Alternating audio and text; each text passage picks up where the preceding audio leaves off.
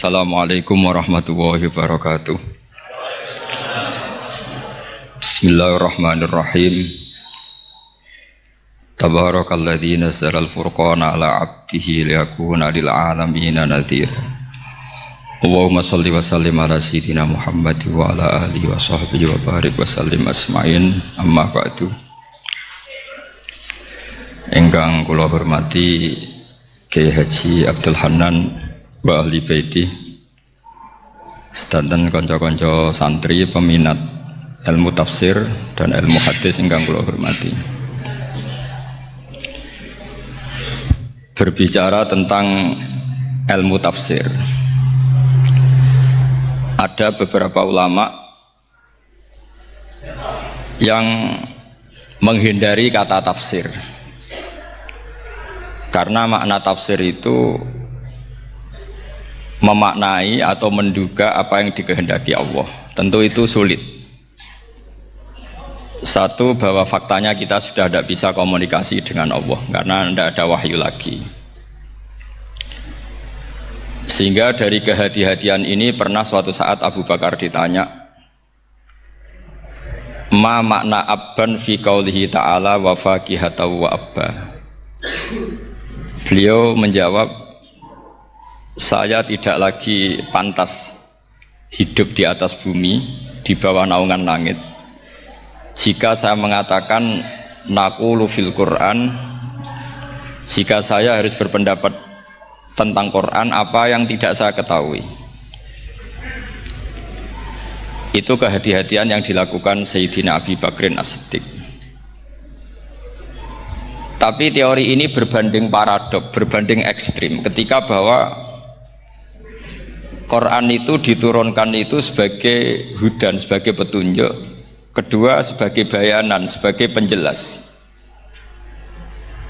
Dan ini yang saya yakini. Kalau sebagai penjelas, Quran itu harus jelas sekali dan bisa menjelaskan. Dan Quran mensifati dirinya wal kitabil mubin, demi kitab yang memberi penjelasan. Sehingga dari sudut ini orang kafir pun mungkin memahami Qurannya. Dan menurut saya orang kafir pun bisa paham Quran. Kalau Ahok itu melintir Quran, tidak memahami Quran, paham? Senak harganya itu melintir Quran tapi tidak memahami Quran. Tapi bahwa Quran itu bisa difahami orang kafir itu ya. Logikanya gampang begini, kata Imam Syafi'i dalam kitab Ar-Risalah. Ketika Quran turun, itu pendengarnya itu udah ada yang muslim, belum ada santri Kewagian, nggak ada santri Lirboyo, udah ada santri Sarang. Pendengarnya itu non muslim. Nah ini sampai angen-angen, ketika Quran turun tuh pendengarnya muslim atau non muslim? Non muslim. Andai kan Quran itu turun tidak difahami orang kafir, maka lalu objeknya siapa, sasarannya siapa? Nah sebab itu akan aneh kalau kita yang mondok, misalnya ngaji Edkon, ngaji Alfiyah, ngaji Ulumul Quran, apa saja, kemudian Anda tidak paham Quran, padahal orang kafir saja bisa paham. Nah ini tantangan bagi kita. Sing kafir wis iso paham Quran, masa kita santri tidak paham Quran. Makanya begini, di antara awal-awal periode Makkiyah ada surat disebut Qul ya ayyuhal kafirun. Katakan Muhammad ya ayyuhal kafirun. Karena mukhatabnya atau lawan dialeknya Nabi adalah orang-orang apa? Kafir. Mereka paham ketika dijelaskan Quran, paham. Dan sebagian mereka menjadi mukmin karena paham. Itu termasuk isi makalah yang saya utarakan di sini. Mereka tanya, ya Muhammad, siflana rabbak amin dahabin amin nuhasin amin hajarin. Karena orang kafir jahiliyah itu punya tren yang namanya Tuhan itu fisik. Mereka punya Lata, punya Uzza, punya Hubal. Sehingga kalau Tuhan-Tuhan kita ini dari batu Muhammad, katanya Anda punya Tuhan yang berbeda. Lalu Tuhan Anda ini dari emas atau dari perak. Turunlah ayat Qul huwallahu ahad Allahus somad. Lagi-lagi mukhatabnya adalah orang kafir. Makanya ini juga akhirnya jadi ilmu madhab, ilmu tentang firqah-firqah dalam Islam, bahwa kesalahan terbesar orang Khawarij sebagaimana yang dikutip Imam Bukhari. Nanti sama cari di juz 4 atau di juz 3, pokoknya di bab Babu Qitalil Khawarij, karena Imam Bukhari punya adat diulang-ulang. Kata Ibnu Umar yang dikutip Imam Bukhari, innahum intolaku ila ayatin nazalat fil kufar faja'aluha alal mu'minin. Orang-orang Khawarij atau kalau sekarang orang-orang radikalisme itu meneliti Quran, kemudian ketika ada kriteria manusia-manusia tertentu itu dianggap itu kenanya orang Islam, korbannya orang Islam. Padahal awal mula ayat ini turun untuk orang kafir atau kritikan pada orang kafir. Oh, ini cilaka betul. Karena logikanya seperti yang dikatakan Imam Syafi'i, ketika Quran turun ini nggak ada orang Islam, yang ada orang kafir. Sehingga mukhatabnya adalah orang kafir. Tapi ayat-ayat ini nanti dipakai Khawarij untuk mengcounter orang Islam, sehingga mereka mudah mengkafirkan kita karena pakai ayat yang dari awal Allah mengkafirkan orang kafir, sekarang ayat itu dipakai mengkafirkan orang Islam. Ini saking gebleknya orang apa? Khawarij. Makanya kata kitab Fathul Bari yang menyarai Bukhari itu, yang mendorong orang Khawarij seperti itu adalah jahluhum bisyariah. Memang mereka benar-benar bodoh, benar-benar goblok. Misalnya kita kiai atau kita ma'arif atau kita santri atau kita orang soleh, kemudian kita tidak bisa melakukan apa yang kita katakan, terus kita oke lah, kita kena kritik misalnya atakmurunan nasa bil birri watan sauna anfusakum wa antum taslunal kitab. Terus kita katanya bisa ngomong tapi tidak bisa melakukan, terus dikritik dengan ayat itu mestinya tidak tepat. Karena itu asbabun nuzulnya adalah orang-orang Yahudi karena tahu bahwa sifat Rasulullah itu ada di Taurat, mereka menyuruh keluarganya itu masuk Islam, tapi mereka sendiri tidak mau Islam. Kemudian turunlah ayat atakmurunan nasa bil birri wa tansawna anfusakum wa antum taslunal kitab afala ta'qilun. Sekarang perbandingannya begini, misalnya ada orang Islam, taruh saja Zaid itu maling, ya maling, konsisten dia malingnya sampai tua. Terus menurut Anda Zaid yang muslim ini, Zaid itu muslim tapi maling, jangan bilang maling tapi muslim, dia itu ya. Kemudian Zaid bilang ke anaknya, "Cung, kowe aja dadi maling, dadi santri sing soleh, sing maling bapak tok." Ndak. Ini menurut analisis usul fikih, ngomongnya Zaid itu benar apa salah? Benar kan? Nasihatnya ya benar, ngomongnya juga benar. Kamu tidak bisa ngeritik Zaid, kamu bisa ngomong tapi tidak bisa melakukan, tidak bisa. Fa innal amra bil ma'ruf wajib, wal qawla bil ma'ruf ya wajib, wal qawla bil haqqi ya wajib. Jadi itu hal yang berbeda. Misalnya fa innal amra bil ma'rufi wajibun, memerintahkan barang baik itu baik.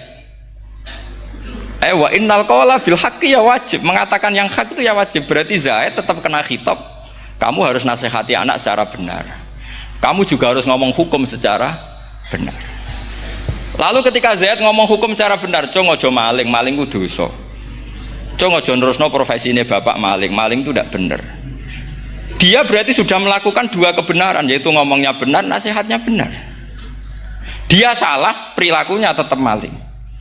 Tapi jangan karena dia maling lalu omongannya enggak salah juga, berarti salahnya malah tiga.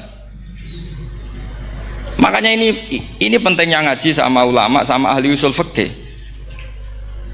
Jadi tidak bisa dicampur adukkan. Zaid gagal dalam perilaku, tapi jangan gagal lagi di nasihat. Nanti kalau dia tidak nasihati, maka anaknya terus maling, alasannya niru bapaknya.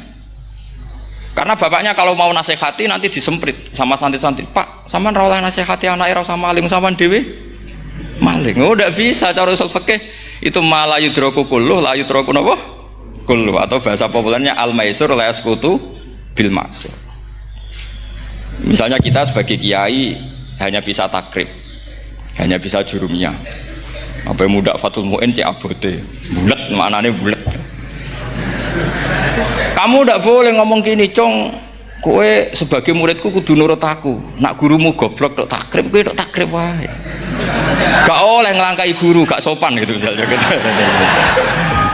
Nggak boleh gitu. Tetap kita ngomong, "Cung, kowe aja koyo aku. Kowe kudu alim Fathul Mu'in, alim Fathul Wahhab." Sama ndak bisa protes. Pak guru sendiri ndak bisa.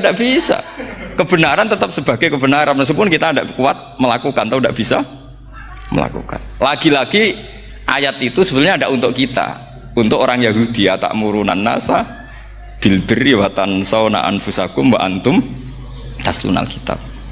Sebab itu istidlal dengan Quran itu memang resikonya tinggi kalau tidak bagi mutabakhir, karena ya itu tadi, ini harus ada pengetahuan yang luas tentang asbabun nuzul, tentang kriteria. Nah kalau terpaksa, saya katakan terpaksa, kalau terpaksa kita itibar itu boleh, tapi itu terpaksa. Bahwa Allah mengkritik orang yang bisa ngomong tapi tidak bisa melakukan. Tapi itu secara usul fikih itu runyam. Teori ini runyam sekali, fatal. Sama lihat tuh di kitab Bajuri atau di kitab-kitab fikih yang lain. Ketika Shahibil Burdah atau Shahibil Bur'ah itu yang Imam Busiri itu, Muhammad bin Busiri itu. Niku salah nama tapi kadung populer. Jadi sebetulnya Imam Busiri itu Shahibil Bur'ah, bukan Shahibil Burdah, tapi kadung terkenal Burdah, kita ikut-ikutan apa? Burdah. Imam Busiri itu ngeluh, saya ini orang yang banyak kesalahan. Di antara salah saya adalah saya bisa ngomong tapi tidak bisa melakukan. Yaitu saya ngomong misalnya orang supaya tahajud, saya tidak tahajud. Saya ngomong orang supaya sholat sunat, saya nggak pernah sholat sunat. Itu sarahnya itu yang menyarai itu kan Imam Bajuri itu yang sarah Burdah. Itu mengkritik begini. Kalau Anda ngendikan itu fi ma'radi dzammin nafsi, yaitu dalam konteks Anda mengkritik diri sendiri, oke. Tapi omongan Anda salah karena secara usul fikih fatal. Fatalnya begini. Misalnya saya nggak pernah tahajud. Ya mungkin itu nyata. Oke, mungkin itu nyata. Apakah kemudian saya tidak boleh mengatakan at-tahajjudu sunnatun? Apa saya diwajibkan diam hanya karena saya tidak pernah tahajud, terus saya seorang kiai yang haram mengatakan at-tahajjud sunnatun? Saya harus tetap mengatakan kalau tahajud itu sunnah. Saya kalau punya santri terus saya bilang, "Cung, napas nganggur yuk tahajud itu sunat." Karena mengatakan kebaikan pasti bagian dari kebaikan itu sendiri. Makanya kata Imam Bajuri, "Fakaifa yakunul amru bil ma'rufi mazmuman." Bagaimana mungkin sesuatu yang jelas baik karena memerintahkan kebaikan mazmuman menjadi sesuatu yang tercela hanya karena yang mengatakan tidak melakukan. Fa innal fi'la ya amrun wal hukmu ya amrun akhar. Itu beda. Jangan karena Anda tidak minum teh karena diabetes, terus Anda kalau ada tamu tidak disuguhi teh. Karena saya sendiri tidak minum teh. Wah ya repot kalau gitu. Nah, itu lagi-lagi tadi orang Khawarij salah ketika mengartikan ayat yang harusnya objek kritiknya itu orang kafir, kemudian karena Quran lama sekali dibaca orang Islam sampai orang itu lupa kalau Quran awalnya turun diantaranya adalah membenahi akidahnya orang kafir, sehingga korbannya orang Islam. Itu mirip seperti cerita kita ya, santri-santri itu kalau punya musuh itu baca Hizib Nasor. Dulu pengarang Hizib Nasor itu musuhnya orang fasik, sehingga dihizib. Santri ora duwe musuh wong fasik, duwene kancane dhewe, akhirnya kancane yang kena hizib. Nah ini penting saya aturkan ya, sama seperti itu. Lama sekali Quran itu hanya dibaca orang Islam dan komunitasnya Muslim, sehingga seakan-akan semua kritikan Quran itu pada orang apa? Islam. Padahal jelas Quran ada kul ya ayyuhal kafirun. Jelas mukhatabnya orang kafir. Sadaqata lakum dinukum waliyadin. Nah ini penting kalau aturakan. Makanya kalau melihat itu, Quran jelas bisa difahami orang kafir. Bahkan banyak orang kafir yang menjadi muslim karena faham maknanya apa? Faham maknanya Quran. Itu jelas sekali.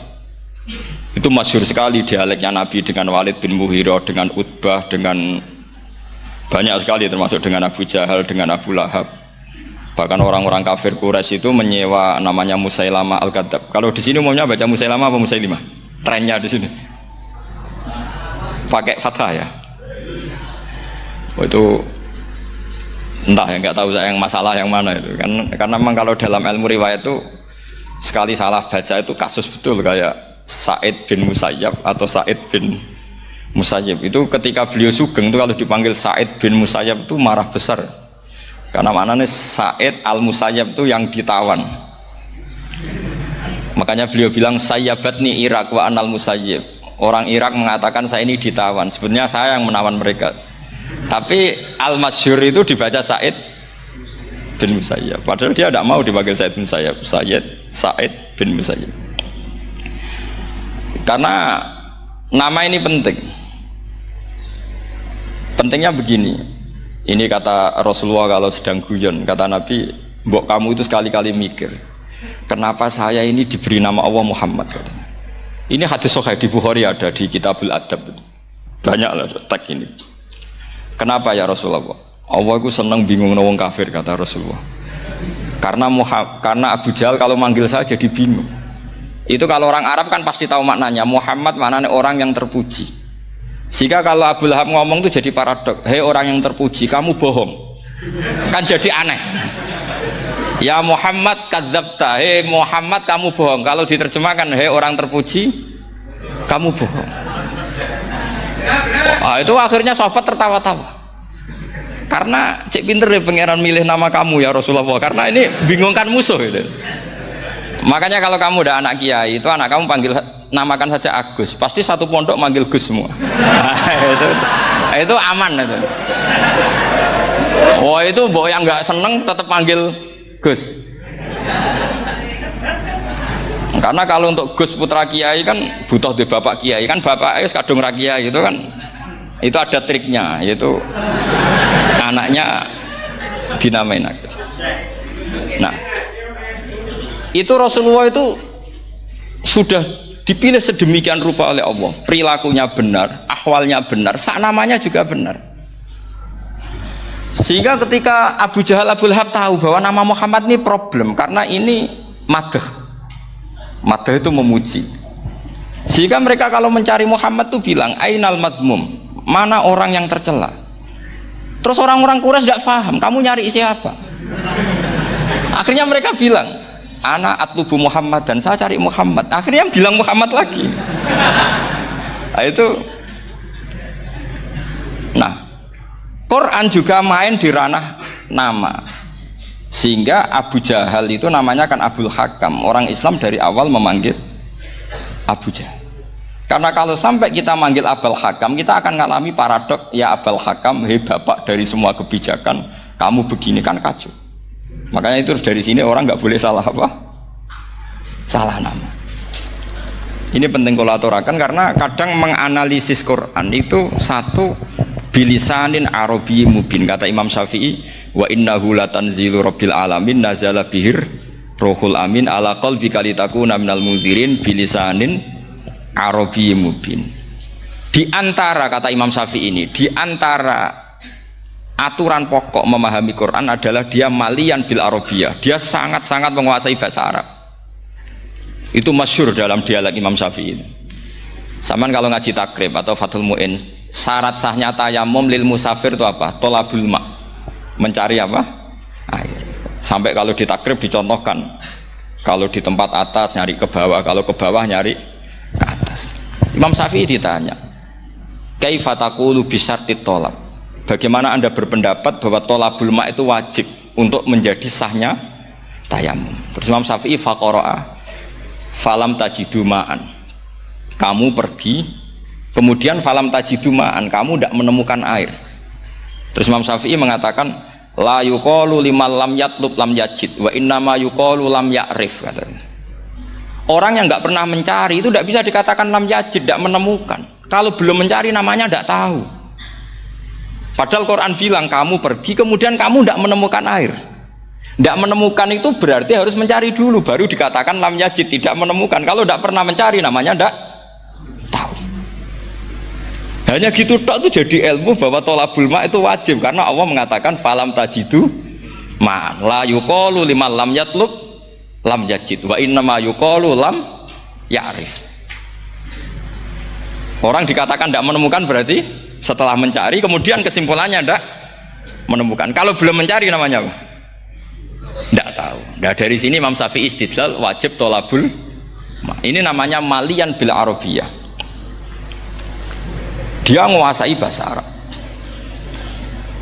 Begitu juga ulama-ulama sufi. Itu ada cerita Bayazid Al-Bustami, itu ada muridnya baca ayat wasiqal ladzina taqaw rabbahum ilal jannati zumara. Orang-orang takwa itu digiring menuju surga. Itu dia nangis. Muridnya kaget. Ini guru saya tidak benar, ini ada cerita surga, tapi dia malah nangis karena ayatnya itu digiring. Terus kata Abu Yazid, mereka itu di mana saja? Masa ke surga aja butuh digiring?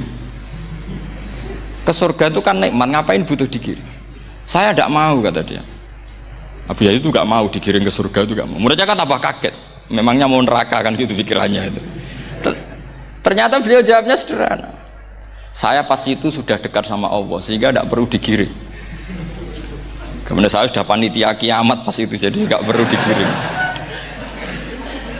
Nah ini nanti penting jadi satu aturan ilmu ulumul Quran. Saya di rumah itu istiqomah ngajar Qawaidul Asasiyahnya Said Muhammad yang dulu ditulis abahnya Zubdatul Itqan oleh Said Alawi. Kemudian Zubdatul Itqan itu tentu dari kitab Itqan. Terus Said Alawi dulu ngarang kitab Faidul Khobir, sarahnya Faidul Khobir sama Sayyid Muhsin Al-Musawab, dulu dari Padang tapi hidupnya di Mekah. Saya dulu talaki sama Mbah Mun.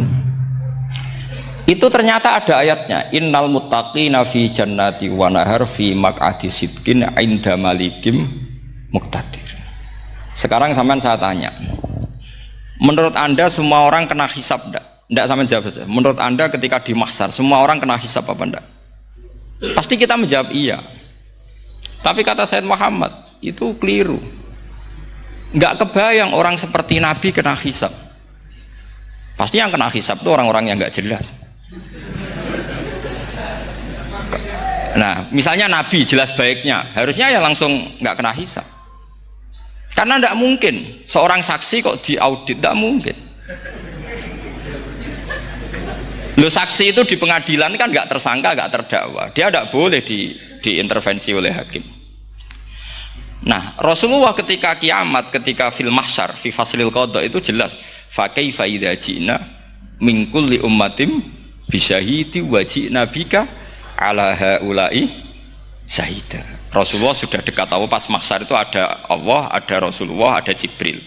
Kemudian Nabi itu mengidentifikasi, ditanya sama Allah, bener mat ini umatmu? Ya, niki umatmu ya. Kalau yang nggak jelas ya Nabi lama jawabnya. Makanya kamu jangan jadi orang nggak jelas. Nah, itu kalau sekali nggak jelas itu Nabi lama sekali jawab.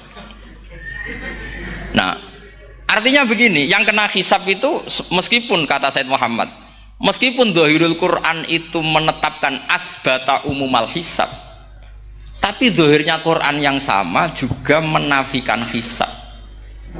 Itu karena nggak mungkin, nggak kebayang kita malaikat berani menghisab afdhalul khalqi.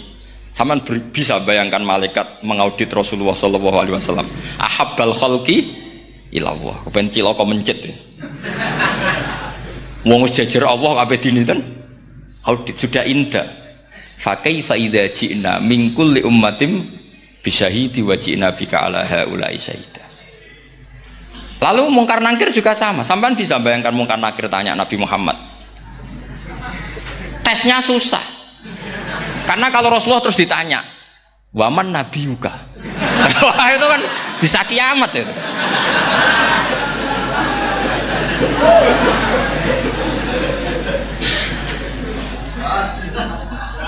Paham ya? Makanya kata Said Muhammad, ini kan teman-teman tanya, piye carane alim tafsirnya saja, sarannya satu hafal Quran, dua hafal Sahih Muslim, tiga semua orang sudah mati, tinggal kamu yang alim. Nah, itu, oh itu mesti aman itu.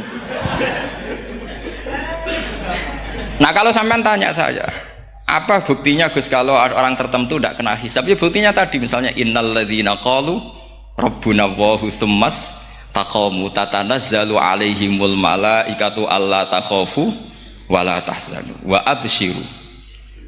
Mungkar nakir adalah malaikat penakut, membawa ketakutan.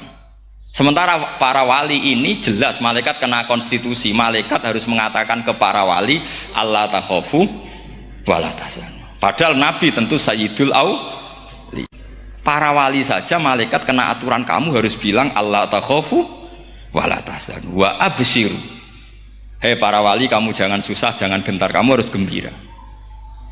Kamu bisa bayangkan misalnya mungkar nakir bawa godok, kata orang kalau dipukul ajul sak walang-walang. Kemudian kamu bayangkan si Abdul Qadir ngalami itu, Abdul Hasan Asadali ngalami itu, Abu Yazid Al Bustami. Kalau itu ngalami gitu semua, ngapain kita jadikan mursyid? Kan sama nasibnya dengan kita. Nah, Zahirul Quran mengatakan asbatal hisabah. Tapi Zahirul Quran di ayat yang lain lam yusbit al hisabah. Makanya tadi umumul Quran juga ditaksis dengan muqayyid. Yang mutlak ditaksis dengan yang muqayyad. Yang mujmal ya sama seperti itu, aturannya seperti itu, ditafsil sama yang mufassal. Sama orang kafir yang jelas, sampean bisa bayangkan malaikat ngaudit Fir'aun. Cek kurang penggaweane. Jelas eleke kok di audit. Misalnya Abu Lahab di audit, oh malaikatnya celaka mencet. Berarti dia agak percaya sama pernyataan Tuhan, tabat yada abi lahabiu. Malaikat kok ngaudit Abu Lahab? Mungkin Gusti kula ceke. Nak menawi wonten api. Lho ki ora tau ngaji Quran tapi wong ayate tabat yada kok cek di cek. Nah, yang seperti ini masuknya kategori ulaikal ladzina, sateruse mereka yang kafir bi ayati rabbihim wa liqaihi fahabitos a'maluhum fala nuqimu lahum yaumal qiyamati wasna. Jadi ada orang-orang kafir yang jelas kena aturan fala nuqimu lahum yaumal qiyamati wasna. Yang jelas kafirnya ya gak kena hisab, yang jelas nabinya, jelas wasinya juga gak kena hisab. Yang kena kita di tengah-tengah. Tapi ilmu itu ikut mainstream karena semua orang bilang ada hisab, ya kita ikut-ikutan bilang, ya sudah gitu saja. Tapi kalau aslinya rapati percaya. Umumnya uang gerono mati ditalkin ya kita melok-melokan nalkin. Tapi kalau kadang ya gak kebayang. Piye nak wali-wali ditalkin. Makanya ada di dunia wali itu ada cerita Rabi'ah Adawiyah, itu termasuk keramat beliau itu. Kali Imam Sibawi kan dalam cerita wali kan ditanya marbuka, ngapunten niku man mausul napa istifham. Wah itu malaikatnya ndak pernah khataman alfiyah kan, repot. Kalau Rabi Adawiyah lebih parah lagi, itu beliau tuh nangis sekeras-kerasnya, nangis terisak-isak, dia tersiksa. Ya Allah, engkau itu zat yang paling saya kenali dan harusnya semua makhluk itu kenal engkau. Tapi ini hamba engkau tanya, engkau itu siapa? Itu kan ini orang aneh kata gitu. Karena Allah itu adharud dzahir, kata sampai Imam Sibawi silakan a'raful ma'arif. Jadi wong ora Allah wis geblek tenan dari Imam Sibawi. Imam Sibawi kan atas nama dia pakar nahwu pertama mengatakan dhamir paling makrifat di antara 6 isim makrifat, paling makrifat itu dhamir. Tapi meskipun gitu a'raful ma'arif Allah. Yang paling makrifat dari sekian isim makrifat itu Allah. Artinya satu nama yang orang harus kenal semua. Makanya di antara keramat beliau ketika ditanya wong kok ora tau ngaji fikih men ngaji nahwu wae. Gak tahu dia ngaji carane sesuci, carane iddah to gak tahu ngaji nahwu. Terus dia tanya bima fa'ala rabbuka. Lalu Allah memperlakukan kamu gimana? Terus kata Imam Sibawi, ghafaroli, Allah mengampuni saya karena saya orang yang mengatakan Allahu a'raful ma'arif. Ini penting kalau aturakan. Jadi makanya kalau sampean tanya caranya ilmu alim gimana, ya satu tadi, kalau sampean masih banyak orang hidup, syaratnya kamu harus hafal Quran, hafal hadis, hafal sekian ribu hadis, hafal sekian ulumul Quran. Itu kalau masih banyak orang hidup. Kalau sudah kamu sendiri hidup, ya sudah, pokoknya isokulhu ya salim sendiri kan, nggak ada saingannya. Makanya kata Sayyid Muhammad, beliau mengatakan kita meyakini umumal hisab ya berdasar zahiril Quran, kita menafikan umumal hisab bahwa hisab hanya yahtassu liqaumin duna qaumin juga berdasar zahiril Quran. Kita percaya semua mayat ditanya mungkar nangkir ya berdasar zahiril ahadis. Kita tidak mengumumkan teks ini juga berdasar dhahiril hadis. Karena malaikat mungkar nakir juga malaikat. Berarti dia kena aturan kalau ketemu para wali Allah takhafu wala tahzanu. Faham sih kalau maksudnya? Ini penting kalau aturakan. Jadi makanya aspeknya sampean bisa memulai kalau ingin jadi orang alim tafsir bisa mulai dari yang mudah saja, yang fikih saja. Makanya kata Imam Ghazali, kenapa Mu'tazilah jadi segoblok itu? Karena dia tertipu oleh umumatul Quran, oleh teks-teks umum. Dia tidak tahu mukhasisnya. Padahal setiap ayat umum itu pasti ada mukhasis. Misalnya begini ya, kalau kamu maknanya fikih saja, contoh yang paling mudah familiar itu fikih ya. Misalnya kita ngaji Quran, wal mutallaqatu yatarabbasna bi anfusihinna salasata quru. Kalau orang dicerai itu iddahnya itu 3 kali masa nopo suci. Apakah aturan iddah seperti ini hal hadhil iddah amatun likulli mutallaqatin am li mutallaqatin makhsusah? Apa ini semua mutallaqah iddahnya pasti salasata quru apa orang tertentu? Ya ndak, asal dia mutallaqah pasti iddahnya salasata quru. Anda goblok, Anda salah besar. Kalau misalnya yang dicerai adalah orang hamil, iddahnya apa? Salasata quru apa watil hamli? Watil hamli. Kita butuh ayat lain, wa ulatul ahmali ajaluhunna ayyadna hamlahu. Sama seperti kita ngaji walladzina tawaffawna minkum wa yadharuna azwajan yatarabbasna bi anfusina arba'ata asyhurin wa asyra. Asal wanita ditinggal mati suaminya, maka iddahnya 4 bulan 10. Apa semuanya demikian? Enggak. Misalnya orang hamil iddahnya biwatil hamil. Artinya kalau Anda tertipu umumatil Quran berarti Anda sama dengan menghukumi orang ditolak semua iddahnya salah satu guru. Sama misalnya orang sekarang dalil-dalil wa may yatawallahum minkum fa innahu minhum. Kalau berkawan orang kafir maka dia menjadi kafir. Itu kan fatal. Semua nabi ya berkawan orang kafir. Karena dakwahnya memang sama orang kafir. Lo coba, andai kan sampean hafal Quran, itu sama teori itu tuh mungkin menyedihkan. Coba istilahnya Quran, wadhkur akho'at, wa ila adin akhawum huda, wa ila samuda akhawum. Terus semua umatnya yang kafir disebut akhawum. Akhaw itu artinya apa? Saudara. Mereka ya berkawan sama orang kafir. Makanya butuh analisis fikih untuk maknani wa may yatawallahu minkum fa innahu.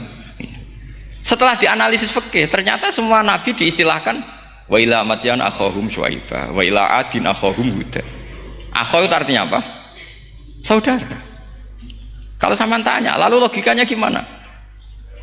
Kata kitab-kitab kan wa in kana dasarin fajanibhu suratan. Kalau ada teman buruk jauhi, kalau teman baik temani. Kalau cara usul fikih gampang. Kancanan maling dosa, wong kok kancane maling.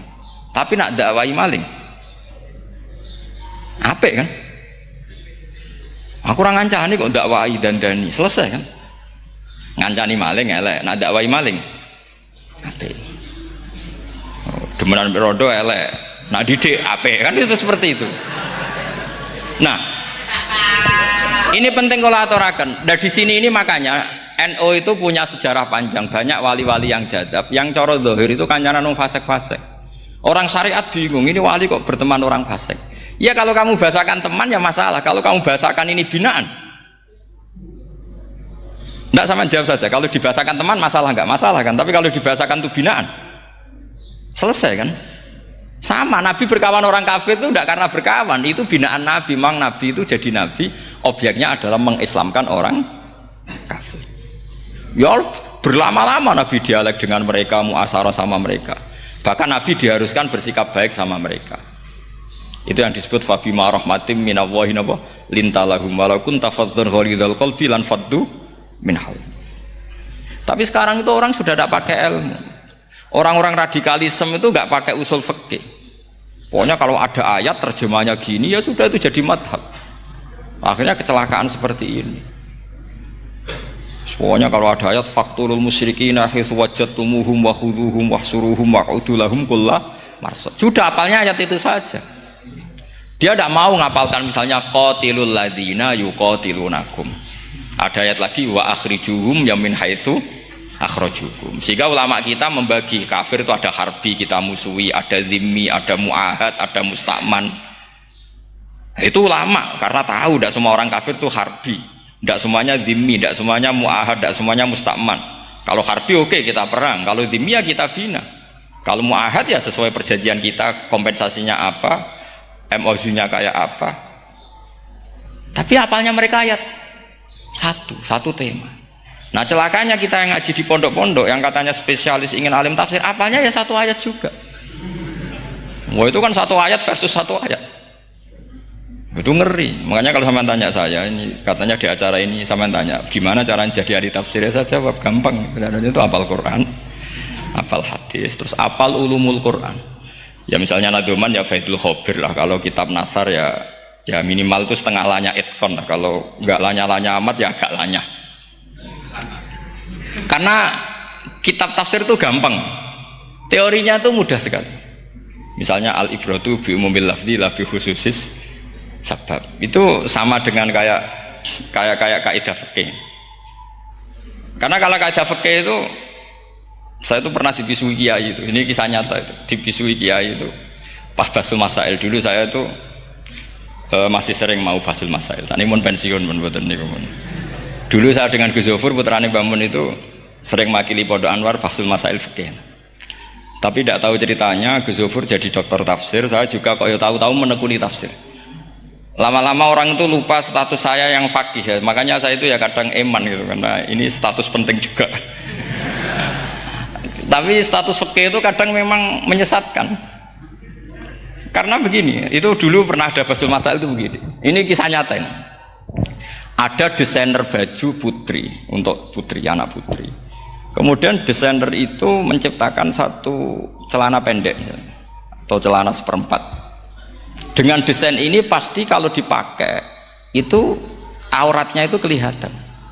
Bagaimana hukumnya desainer ini? Apa termasuk mimman sarro'a as-sayyi'ata?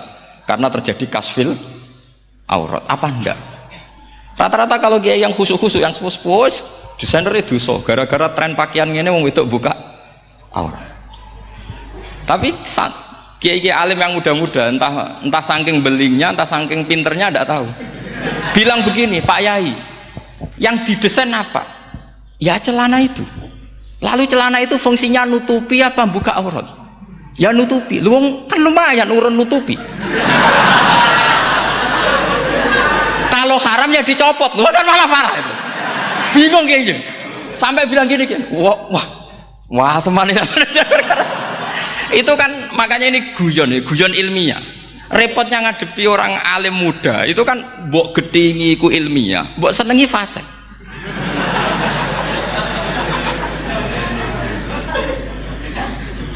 Ketika kiai yang khusyuk tadi tak tanya, kalau desainer katok seperapat, paham gitu? Kau coba yang celana dalam terlalu vulgar itu, paham gitu? Nggak rok sajalah, rok mini misalnya, rok selutut.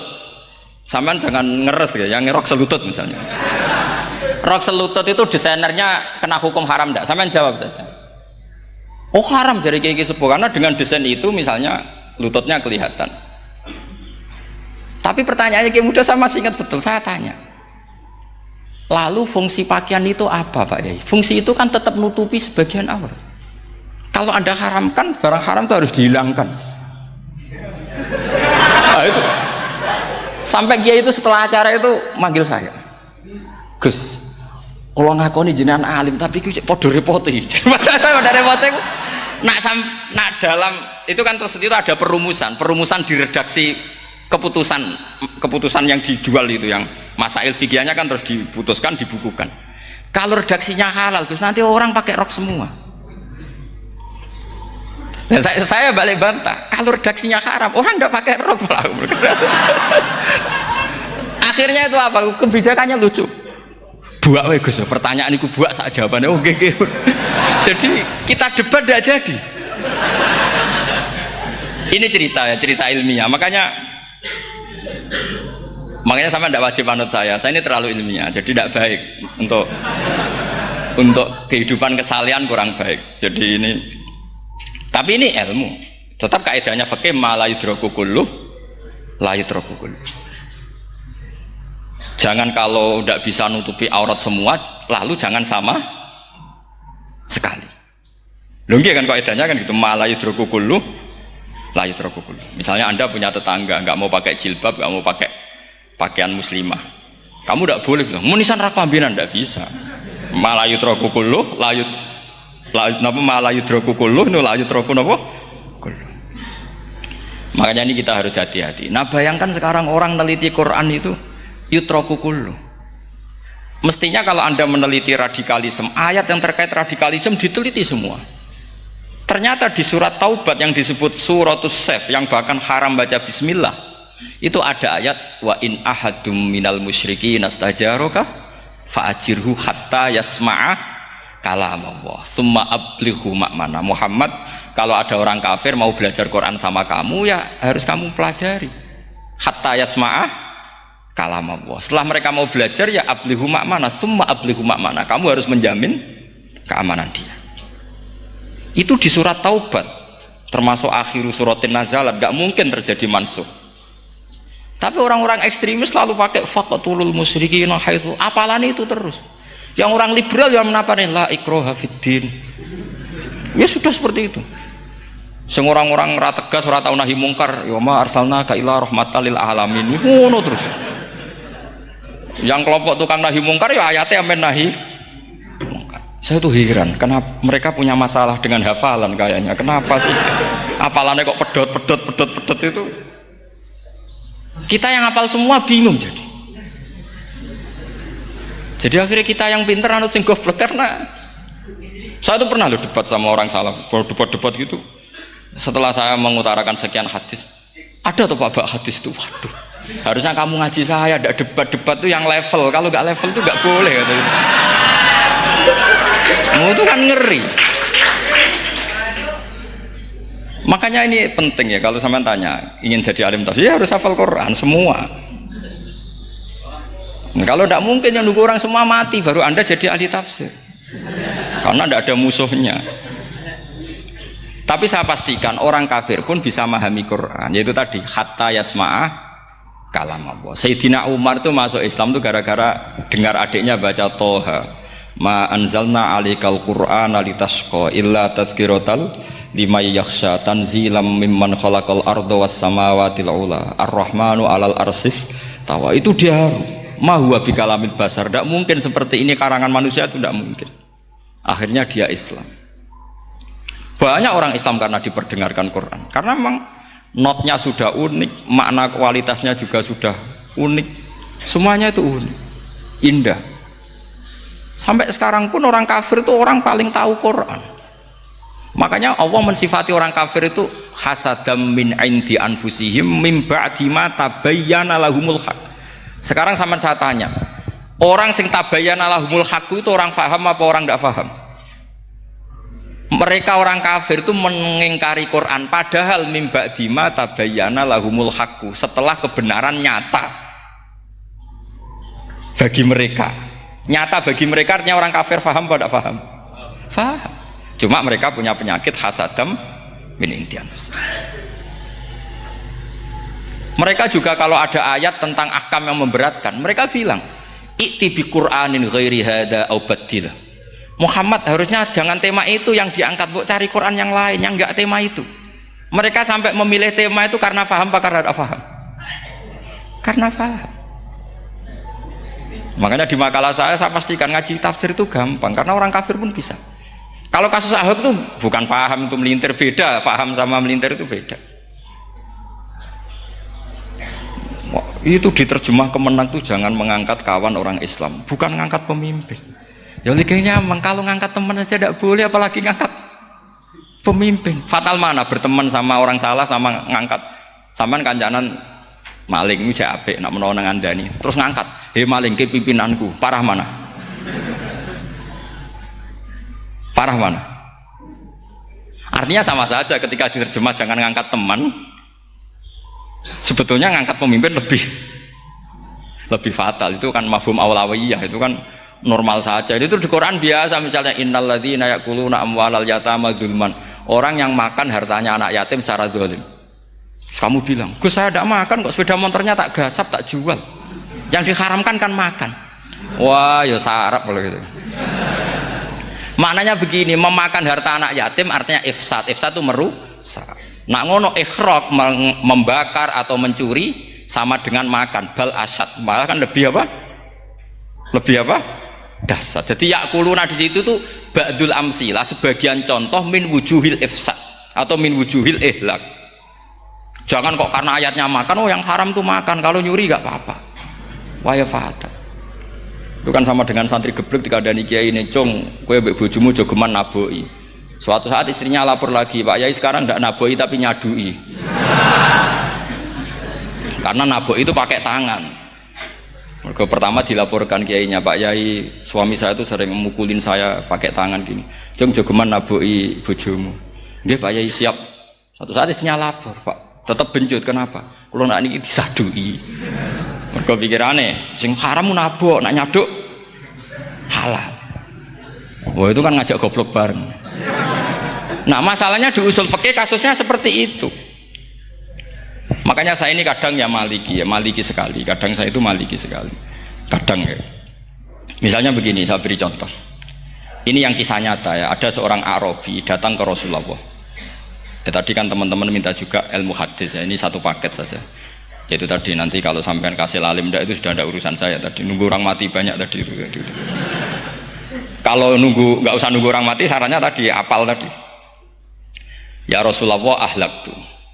Saya ini orang yang rusak. Wama ahlakaka. Lalu yang bikin rusak kamu apa? Qol waqatu imroati fi nahari Ramadan. Saya menjima istri saya ketika masih siang. Fi nahari Ramadan, siang Ramadan. Walhasil Nabi tidak menyuruh hanya kodok, tapi menyuruh kafaroh. Kafarohnya itu merdekakan budak atau memberi makan 60 orang miskin atau puasa berapa? Puasa 60 hari. Atau urut merdekakan budak atau puasa 60 hari atau memberi makan sitina miskin. Oke, kita sepakat. Sepakat ya, hadis itu sahih dan diulang-ulang oleh ashabus sunan. Oke, riwayatnya enggak masalah. Sekarang kita analisis maknanya. Sekarang sampean saya tanya. Kalau Anda misalnya sekarang jam berapa ini? Misalnya sekarang jam 9 kurang seperempat Ramadan, terus Anda rokok atau Anda ngopi, kepengen ngopi terus ngopi tanpa udhrin syar'iin. Anda hanya wajib qadha apa bayar kafarah? Enggak, sampean jawab. Rata-rata kiai kita, oh mau wajib qadha Gus karena gak jima. Sing seru kafarah itu nak jima. Kan ngombe kopi be jima beda. Pertanyaannya tuh lucu, ini naif secara fikih masalahnya begini. Jima bojo itu tidak zina. Jima bojo itu zina tidak. Berarti dengan makan bedanya apa? Sama kan? Sama-sama amrun mubah. Sesuatu yang boleh. Kenapa hukumannya berat? Makanya kata Imam Malik, ndak itu nilainya. Nilainya adalah hadku hurmati Ramadan bi ghairi udhrin syar'iyyin. Makanya kata Imam Malik, siapapun yang makan fina hari Ramadan, iftar apapun fina hari Ramadan bi ghairi udhrin syar'iyyin, maka hukumnya sama dengan jima fina hari Ramadan. Karena sama-sama ihlak ifsad hurmata Ramadan bi ghairi udhrin syar'iyyin. Loh enggak, ini ilmiah. Kamu udah harus cocok, tapi otak kamu harus percaya. Loh iya kan beda kan? Saya secara nafsu tidak cocok, cek berarti. Tapi ilmiah saya setuju. Kalau kiai ngandani itu kan pasti pakai badul amsilah, kan nggak mungkin semua contoh disebut. Jong penak melaku jogeman delok wong wedok iku mari setan. Mboten delok Mbah, nyekel lho malah parah to. Ndak bisa. Makanya ini masalahnya lafat. Ini kembali ke Imam Syafi'i bilisanin arabiyyim mubin. Ketika seorang kiai bilang cung jogeman delok cah wedok adalah mengungkapkan al-muharramat. Bukan mentaksis yang haram itu hanya melihat. Saya ulang lagi ya, ketika seorang kiai bilang cung jogeman delok wedok sing haram, itu semangatnya adalah melawan keharaman, bukan mentaksis yang haram hanya delok. Itu di Quran normal semua, di semua lugat ya biasa. Itu kan sama seperti misalnya seorang mbah ngasih uang cucunya, cung tak kayak duit 100.000, cung gue tuku es, terus kue mendingan Nak ragu tuku es haram iki kan ngongkone tuku es. Lah kepen putumu mati kan nyeben 1.000 gue tuku es.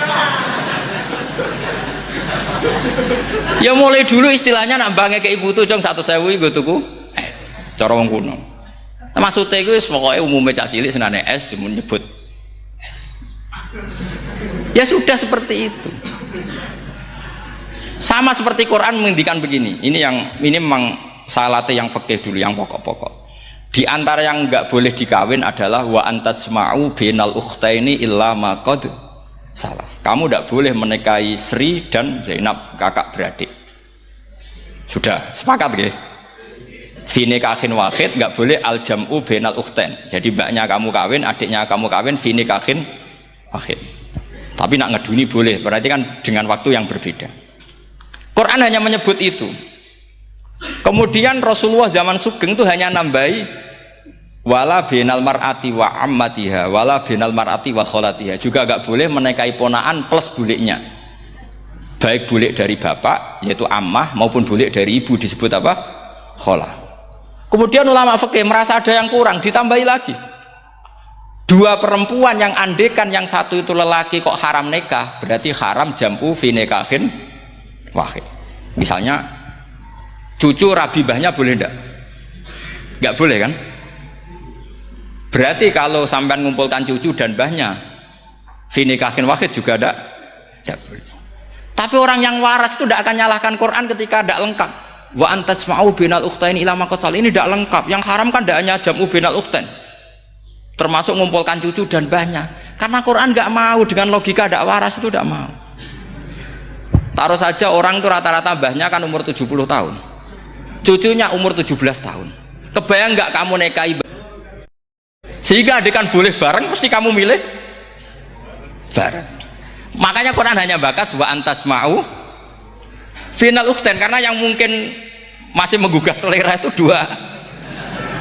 Tapi kalau cucu sama mbahnya itu, kalau ada yang masih selera kan ya sarap tuh.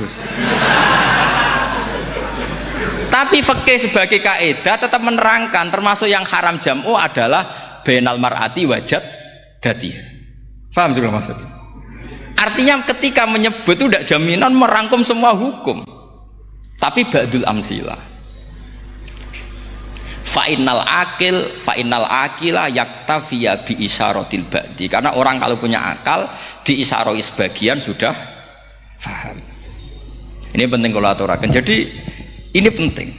Nah bayangkan sekarang banyak gerakan-gerakan ahli Quran katanya, tapi nggak memahami ilmu usul fikih. Quran ora ono ya wis. Neng Quran ora ono cerita harame asu, nak ngono asu ya halal. Ora ono Qurane. Sing ora ono iku tekem ora Qurane, kok aneh-aneh kowe.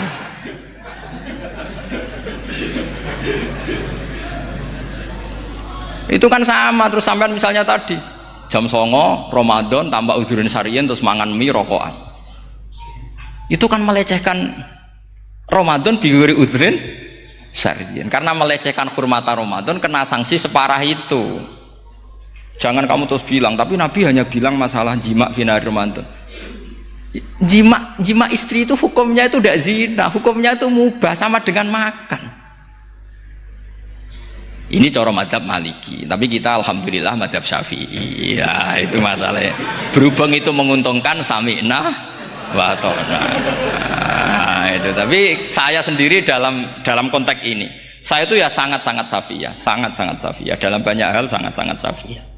Tapi dalam banyak hal kadang-kadang saya ya Maliki. Ya, itu kan kalau sampean tanya kenapa gitu, ya hikmahnya baca banyak saja. Karena yang Syafi'i itu ya karena bacanya hanya Syafi'i, itu bukan fanatik, itu keterbatasan. Jadi itu beda, ada apa itu namanya, ada fanatik, itu keterbatasan, itu beda sekali. Jadi kita harus ngaji yang banyak. Saya itu termasuk utang ya sama Imam Syafi'i itu baca kitab Ar-Risalah. Itu kitab yang kadang satu ulama baca sampai 500 kali. Yaitu Imam Syafi'i itu dalam kitab Risalah itu begini, ini termasuk ulumul Quran yang paling penting. Muqaddimahnya begini, wan nasu sinfani min awalil amri, wan nasu sinfani. Ketika Rasulullah datang membawa Quran itu manusia hanya ada dua. al-kuffar sing dari jenis ahli kitab dan kuffar dari jenis yang tidak ahli kitab. Bahkan tidak ada orang Islam zaman itu. Pertama Nabi jadi Nabi itu adakah pendengar yang Muslim? Kan tidak ada, semuanya ahli kitab. Makanya susah kalau Quran kamu analisis korbannya orang Islam tuh, kata Ibnu Umar tuh lucu. Dulu tuh mukhatabnya tuh orang kafir, jelas kuliah ayyuhal kafir. Ya ayuhan nasu ubudu rabbakum alladzi khalaqakum. Jelas orang kafir.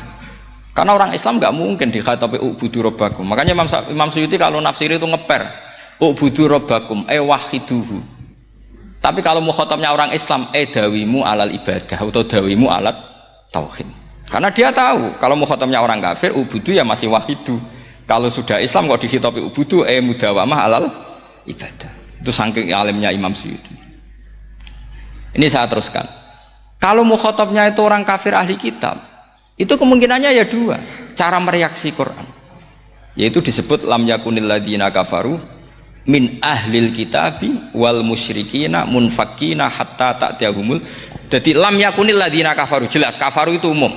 Kemudian ditafsir kafaru itu ada yang min ahlil kitabi, berarti kafaru yang jenis Yahudi Nasrani. Ada kafaru yang min ahlil kitabi wal musyrikin, kafaru yang jenis musyrikin, yaitu kafir Mekah. Karena cara kaidah nahwu al-atfu yaqtadi taghayyur, kalau ada ataf pasti konteksnya beda. Ja'a Zaidun wa Amrun, berarti Zaid ada Amar, Amar ya ada Bakar. Karena Ja'a Zaidun wa Amrun wa Bakrun, pasti orang ini berbeda. Tidak boleh orang yang sama kamu pakai ataf. Ini sudah clear ya ini ya. Kemudian cara pandang mereka ya beda. Ketika Rasulullah mengajak tauhid, itu ahli kitab tidak masalah. Memang harusnya Tuhan itu satu. Tidak masalah bagi ahli kitab. Problem bagi ahli kitab adalah Muhammad itu nabi.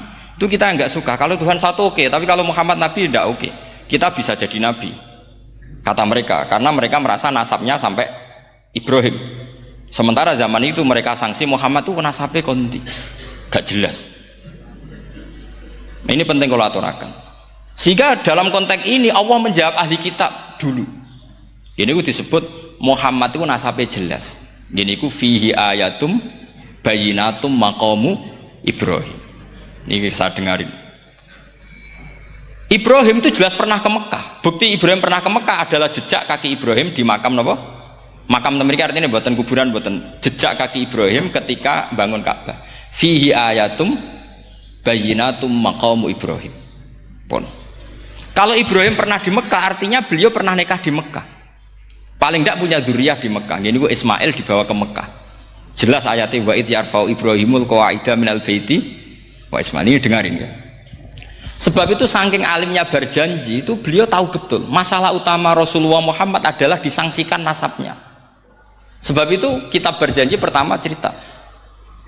Setelah dia alhamdulillah macam-macam awalu ma'anab tadi saat terus dia bilang wa ba'du fa'akul huwa Muhammad bin Abdillah bin Abdil Muttalib. Saat terus ya wa ba'du wa Muhammad bin Abdillah bin Abdil Muttalib wasmu syaibatul hamdi humitat fisoluhus saniyah. Saat terus Ibnu Kusoyin, saat terus Sumiyah bi Kusoyin litaqosi fi biladi kudoatal qosiyah. Karena dia tahu yang masalah bagi Rasulullah itu adalah masalah nasab bagi mereka loh, bagi mereka yang kafir. Terus beliau ngendikan ditutup wa adnanu bila raibin indadawil ulumin nasabiyah ila dhabihi Ismaila nisbatuhu wamun. Jelas saya Adnan itu pasti puter cucu-cucunya Nabi Ismail. Karena orang Yahudi yang disoal Muhammad itu, kamu itu siapa? Kok tahu-tahu Nabi? Kamu orang Arab. Orang Arab itu tidak pernah ada Nabi. Yang Nabi itu normalnya orang Israel, yaitu turunan Yahudi, karena Yahuda bin Yakub bin Ishak bin Ibrahim. Akhirnya Allah membuktikan fihi ayatum bayinatum maqami. Bukti kalau Ibrahim pernah di Mekah adalah jejak kakinya di Mekah, itu dekat Ka'bah. Ini jawaban Allah yang tentang ahli kitab, karena sudah jelimet.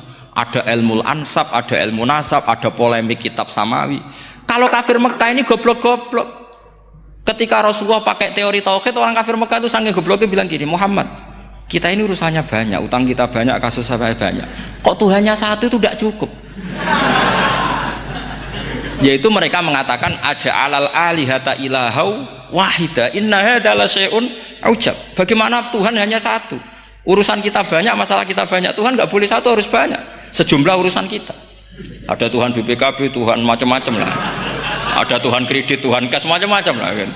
sesuai sebanyak urusan kita. Mereka tanya aja alal alihata ilahau wahida, masa Tuhan satu, inna hadza la syai'un ujab, ini aneh.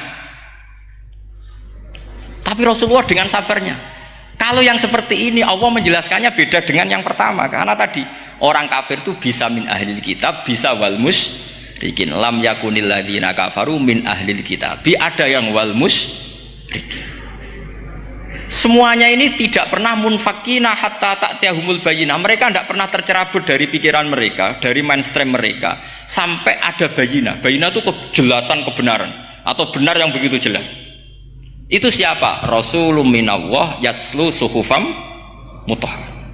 Akhirnya Nabi sabar. Saking sabarnya Nabi itu ngomong gini, ya di khalayak umum, mukhatamnya ya kafir semua. Hei saudara-saudara kami suku Quraisy, kita ini sebangsa. Nabi tanya, Muhammad, ajaran kami itu benar karena kami itu orang yang kita percaya, tapi kali ini anda aneh karena ngajak satu Tuhan. Itu tidak mungkin, urusan kita banyak, satu Tuhan juga mungkin, Tuhan harus banyak. Kita punya 3 aja kurang banyak kan, banyak punya Lata, Uzza, Hubal. Rasulullah dengan sabarnya ngendikan gini, hei kaumku, kalau kamu jadi pembantu, jadi buruh, senang mana punya majikan banyak sama majikan satu. Kalau majikannya banyak, itu perintahnya beda-beda, seleranya beda. Semua harus kamu lakoni, semua harus kamu taklui karena kamu harus nurut. Wah ya repot mat kalau di majikan banyak, ngerepoti mesti. Rasulullah tinggal nimpali, Tuhan kamu itu majikan kamu, kalau Tuhannya banyak, perintahnya ya banyak, seleranya beda-beda. Kamu bingung nggak? Wah ya bingung mat, ya udahlah mat satu aja. Akhirnya mereka masuk Islam. Nah itu disebut Nabi itu fatona, punya kecerdasan artikulatif. Kalau menjelaskan itu masuk akal. Nah itu disebut dorobawahu matalar rojulan fihi syuraka'u mutasyakisuna wa rojulan salamal lirojul hal yastiawiyani masalah alhamdulillah. Nah ini penting. Allah membuat satu perumpamaan bagaimana ada satu pembantu yang punya majikan banyak, yang berbeda-beda seleranya, berbeda-beda perintahnya, dengan kalau hanya satu majikan. Apakah sama? Mereka jawab tidak sama, enak punya satu majikan. Begitulah Tuhan kamu, harusnya satu. Jadi artinya gini, kalau kamu ngaji ulumul Quran, kamu harus tahu ini khitab ke kafir. Kafir yang mana? Ahli kitab atau kafir yang musyrik? Nah, sekarang tidak tahu lagi, pokoknya kafir. Makanya kalau orang berdebat mereka itu tidak goblok meneh. Waduh.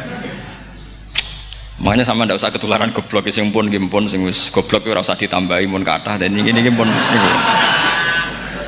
Ya karena kita ngaji jelas Qur'annya kan lam yakunil ladzina kafaru, itu masih ada min lil bayaniyah atau min li bayanil jinsi. Kafaru itu sapa? Siji min ahlil kitab, 2 kafaru sing wal musyrikin. Dua-duanya tidak pernah munfakina hatta ta'tiyahumul bayinah. Mereka tidak akan tercerabut dari pikirannya sehingga ada bayinah. Bayinah itu siapa? Rasulun minallah yatslu sufam. Nah, ketika Nabi menjelaskan asal usul nasabnya bahwa Sayyid Adnan itu ila Ismail, Ismail jelas putra Nabi Ibrahim, mereka terus baru iman karena ada fihi ayatum bayyinatum maqamun apa Ibrahim.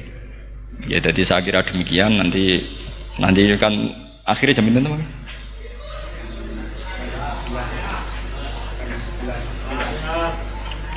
Oh, ini jam pinten istiwa. Nggih, terus saya pikir niku nggih. Kalau misalnya tadi ada tanya jawab, ya tanya jawab carane ngalim saja kan. Itu lebih realistis. Karena kalau sampean iskal, misalnya saya iskal dengan ini kan malah membingungkan. Kalau kamu terkenal pinter, iskal kita gobloke. Nah wis pinter kok iskal itu. Jadi saya niru ilmunya Abu Nawas. Abu Nawas sudah bisa pidato. Nggak bisa pidato, suatu saat dipaksa pidato sama khalifah itu. Hei para hadirin, kamu pinter apa goblok? Lah mereka pinter, mau ngandani wong pinter, terus pinter kok ngandani gitu. Akhirnya hadirin itu kan karena seneng sama Abu Nawas itu seneng. Ya sudah Abu Nawas, kalau gitu kita goblok. Aku mau ngambil wong goblok. Akhirnya terus wassalamualaikum warahmatullahi wabarakatuh. Jadi itu Abu Nawas juga bisa pidato, tapi dia tahu saja caranya menyelesaikan masalah. Jadi itu Abu Nawas. Jadi ya orangnya kacau tapi cerdas itu, makanya jadi guyonan. Sebenarnya Abu Nawas itu figur yang nyata, tapi tidak senaif yang diceritakan orang-orang di anekdot itu. Nah, beliau itu orang soleh ketika era Harun ar-Rasyid.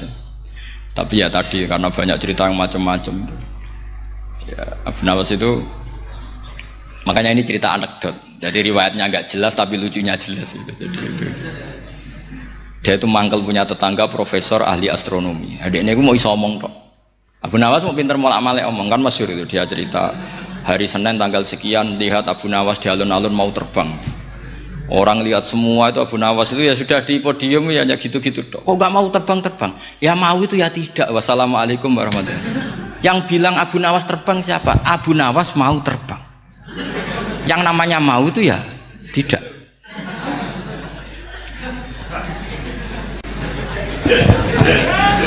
Pernah dia itu lomba sama Harun ar-Rasyid. Siapa paling banyak pengunjung rumahnya di alun-alun? Harun Rasyid bikin khemah, dia bikin khemah.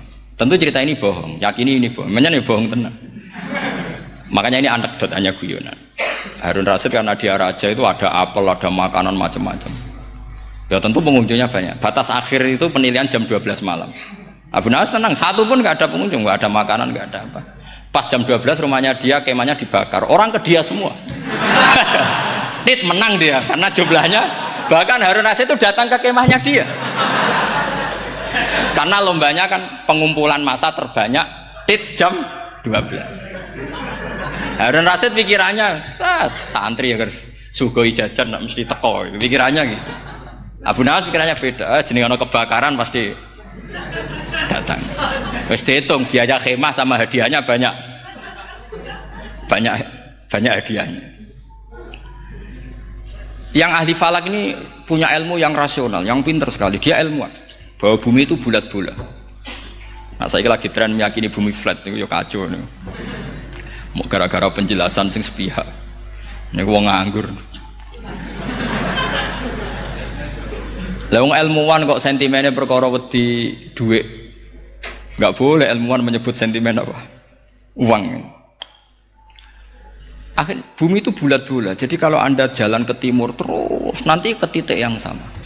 Abu Nawas paham karena dia memang enggak ahli sains gitu. Suatu saat si profesor ini kemalingan, malingnya melayu ngetan. Terus minta tolong sama Abu Nawas, kejarlah maling itu. Kemana? Ke timur. Dia ngejar ke barat. Ditanya sama profesor, saya udah bilang larinya maling itu ke timur, kalau kejar ke barat nanti ketemu di titik yang sama. Jadi, akhirnya profesornya ngerti, oh ngenyek tuh. Jadi, nah khawatir saya nanti kalau santri-santri tidak pinter ilmu, terus pilihannya ilmu kayak Abu Nawas, jalan pintas tadi. Karena belajar falak jelimet, belajar faraid apa? Jelimet ada aul, ada roh, terus semua ada masalah yang ruwet-ruwet terus. Akhirnya mau olah bicara. Nah, ini musibah innalillahi wa inna ilaihi raji'un. Itu tidak boleh. Quran tidak mengajarkan itu. Quran tetap mengajarkan ilmu meskipun ada nilai seninya. Ya tadi nilai seni tadi misalnya Allah mencontohkan daraba wa masalah rajulan fihi syuraka. Terus kedua uniknya Quran itu begini. Setelah dipikir itu nyata-nyata lebih detail. Misalnya begini. Ketika Allah mencontohkan ba'udah itu nyamuk. Itu orang-orang kafir itu bilang gini, ya Muhammad, Tuhan Anda kehilangan stok ilmiah. Sehingga contoh itu enggak yang dahsyat tapi sekedar nyamuk. Wong nyamuk kok digawe contoh. Mbok ya contoh itu dinosaurus, tak jerapah, tak apalah yang keren itu. Mosok contoh apa? Nyamuk. Terus Allah menjelaskan innallaha la yastahyi ayyadriba apa? Matsalam ma. Contoh apa saja? Apa saja itu ditafsiri ba'udatan fama faqaha. Entah itu nyamuk, fama faqaha atau yang di atasnya nyamuk. Maksudnya di atasnya itu fil killah atau fisighor atau yang di atas nyamuk. Yang lebih kecil ketimbang nyamuk. Sekarang saya contohkan kata Rasulullah, contoh yang kecil saja. Enggak usah bikin nyawa, enggak usah, itu terlalu mustahil. Seorang pemahat patung, terus kamu pesen, Pak, aku gaekno patung gajah, mesti muni sanggup. Tak muni, Pak, gaekno patung gajah, ukurannya ya semestinya gajah. Oke. Tapi Pak, aku gaekno patung nyamuk, ukurannya ya sak nyamuk. Kira-kira sanggup apa enggak? Artinya ketika Allah gawe nyamuk itu lebih sulit ketimbang gawe gajah apa lebih mudah? Lebih sulit. Karena nyamuk yang sudah kecil, dia punya alat kelamin terus seberapa juga. Alat kelaminnya juga tetap harus ada lubangnya terus seberapa juga. Temen saya malah ada yang cangkem elek bilang gini, lalu ya punya kuman, kumannya seberapa? Lah ini pentingnya ngaji akal. Kamu jangan hanya bilang, wow dinosaurus, jerapah, seru nyamuk. Nah karena orang sudah ada itibar dengan nyamuk, didatangkanlah nyamuk banyak. Sebenarnya nyamuk banyak itu mergo mangkel, gak diperhatikan itu. Makanya terus. Lah ini saya tahadus bin Emat, istri saya itu sering protes. Istri saya kalau manggil saya Gus karena orang Jawa Timur. Itu sama-sama jagongan itu, saya itu tidak pati sering digigit. Namun ya digigit tidak sesering sampean, itu jelas. Terus saya tanya, Gus punya doa apa, kenapa tidak pati begitu digigit nyamuk? Saya bilang, karena saya sudah tahu hikmahnya nyamuk. Jadi harusnya dia sudah tidak nyerang saya, kata saya gitu. Makanya ini ijazah, agak mandi salah sampean gitu. Karena tadi logika yang terbangun gitu. Kalau Allah bikin gajah, melubangi belalai gajah itu masih masuk akal. Bahkan saat kita bikin patung masih bisa. Tapi kata tadi nyamuk itu sudah kecil, harus punya usus, harus punya alat kelamin, harus punya telur. Telurnya juga detail lagi. Ini disebut inna woha la istahyi ayyadriba mathalam ba'udah. Sehingga ba'udah di mata ahli tafsir, di mata ulama ini contoh yang luar biasa. Tapi di mata orang-orang yang nggak seneng mikir, kok terima nyamuk itu. Makanya saya minta kangkang di sini bisa makan itu harus syukur. Makan itu luar biasa. Saya itu sering nyontohkan di Jogja ini. Saya punya teman sakit, kalau nggak ada obat dari Belanda itu mati. Kalau ini nggak dapat obat bagus dari Belanda atau dari Jerman itu meninggal. Berapa bulan lagi matinya? 3 bulan. Kalau nggak sampai dapat obat mati 3 bulan. Oh masih mandi obat yang di Jogja, apa itu makan atau minum? Kalau orang tidak minum tidak sampai 3 bulan sudah mati. Boy orang itu mikir seperti itu. Tapi kita ini kalau obat dari Jerman, dari Belanda itu hebat. Kalau enggak kita mati sebulan lagi, 3 bulan lagi. Allah bikin obat pada kita tiap hari, yaitu kita bisa makan, bisa minum. Itu kalau sekali nggak makan 5 hari bisa mati sama. Tapi kita karena ngakan itu hal yang biasa, nak duit iso utang terus dianggap biasa. Ini kalau ulama masalah besar. Punya otak seburuk itu masalah besar bagi ulama. Sehingga Allah tidak malu ketika ngendikan kulu wasrobu, tidak malu karena makan ini urgen, sangat penting. Dan Allah tidak malu meskipun Quran itu temanya kelas tinggi, biasa Allah mengatakan jong kowe kulu minta ibadi marusangnakum, kamu makanlah. Karena minum obat itu kebutuhan kita ketika sakit. Tapi kalau makan adalah kebutuhan kita sihatan wasukman, saat sakit maupun saat sehat. Nah, kalau Anda dengan kualitas ini, ketika Allah membicarakan makanan itu Anda akan respect sama Allah karena memang ini urgen betul. Tapi kalau Anda cara berpikir gini, hanya cari goro ibal ilmu yang aneh, yang seru, kamu baca ayat itu akan menjadi biasa-biasa saja. Dan itu masalah bagi mahabbah Anda pada Al-Quranul Karim. Ya saya kira demikian. Terus mengke saya pikir tidak etis kan ini Jumat nanti. Sing biasa itikaf nanti terganggu. Nanti saya ada problem. Ya kalau ada tanya jawab ya saya mohon tadi ya. Karena ini zaman akhir, saya memang butuh sekali. Kenapa saya mau datang? Satu, hormat Kiai Hanan. 2, saya memang ingin banyak mufassir lagi. Jangan hanya lewat baca terjemah kemudian merasa menjadi ahli apa? Quran atau ahli tafsir, itu musibah besar itu masalah besar itu. Ya pokoknya saya mohon lah. Ya setidaknya gitu. Misalnya orang kafir, kamu cari saja orang kafir. Ternyata ada yang harbi, ada yang dhimmi, ada yang mu'ahad, ada yang musta'man. Lalu dalam tarikh ada kafir Yahudi, kafir Nasrani, kafir ahli kitab. Kalau di fikih ada kafir yang lahum kitabun, ada yang tidak lahum kitabun. Kalau yang lahum kitabun disebut ini kitabiah kholiso, yang tidak. Itu kan beda-beda di fikih. Boleh nikahnya ndak, khilu dhabihatihim atau tidak, itu kan detail sekali. Makanya saya mohon ini latihan detail. Oke, sampean tetap ngaji, sering khatam itu bagus karena mengumpulkan semua ilmu. Tapi sampean harus menganalisis secara apa? Saya dulu ngaji Mbah Mun Muslim ya kilatan. Tapi saya ngapalkan sama Gus Ibab. Gus Ibab putrane Mbah Mun, dulu muridnya Said Muhammad. Saya itu tak pelajari lagi di rumah. Tak analisis lagi setelah besar sampai sekarang karena ya itu beda. Kita selalu Robbi zidni apa? Ilma. Misalnya begini contoh ya, contoh. Kita mungkin tahu maknanya ayat tertentu itu begini. Misalnya begini. Faqula lahu qawlan layyinan la'allahu yatadzakkaru aw yakhsha. Musa dan Harun, jika kamu datang ke Fir'aun, maka kalau ngomong, kalau dakwah itu qaulal layyinan, dengan dakwah yang halus. Nggih, qaulal layyinan. Ini bagi yang ekstremis harus baca dialek ini. Ini kisah nyata yang diceritakan Habib Zain bin Semit ketika ngarang Al-Manhajus Sawi. Juga diulang-ulang di beberapa kitab.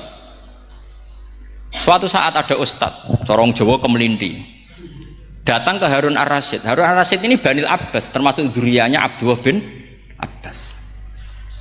Karena Harun Ar-Rasyid sebagai khalifah tentu salahnya banyak, namanya pejabat pasti salahnya banyak. Meskipun kebaikannya juga banyak, tapi salahnya juga banyak. Kalau kita kan tidak pejabat, salahnya tidak banyak, tapi prestasinya juga tidak banyak. Ya kan, misalnya ada tamu Raja Salman, katanya hormat tamu wajib, kamu kan tidak bisa hormat. Karena dia juga tidak mau dihormati kita kan.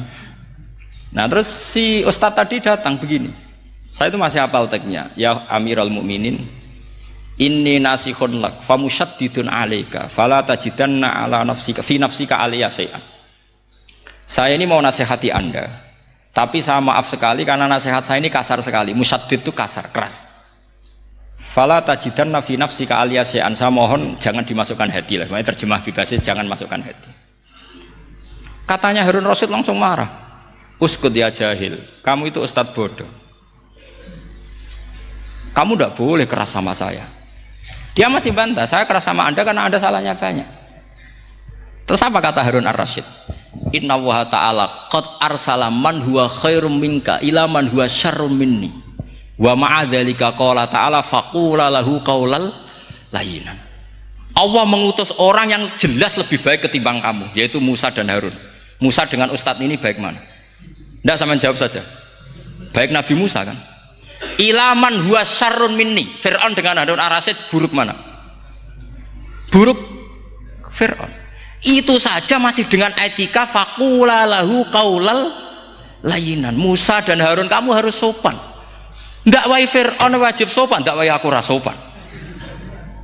Lah ini sudah iktibar dari terjemah netral atau terjemah yang datar bahwa Allah ngutus Musa dan Harun ke Fir'aun dan Musa dan Harun diharuskan qaulal layyinan. Tapi menjadi energi mafhum yang luar biasa. Nak dakwai Fir'aun wae qaulan layyinan apa maneh dakwai padha-padha mukmin. Makanya kata Harun Rasyid, uskut ya jahil. Inna wa ta'ala qad arsala man huwa khairum min ila man huwa syarrun minni. Wa ma'adzalika qala ta'ala faqula lahu qaulal layyinan. Ya saya kira demikian, saya kembalikan ke moderator.